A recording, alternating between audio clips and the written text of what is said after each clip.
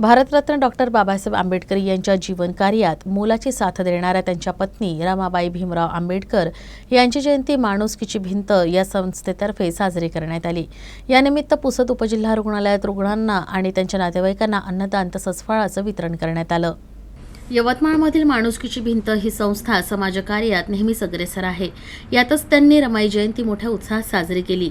दरम्यान त्यांनी पुसद येथील उपजिल्हा रुग्णालयातील रुग्ण आणि त्यांच्या नातेवाईकांना फळं तसंच अन्नदानाचं वितरण केलं।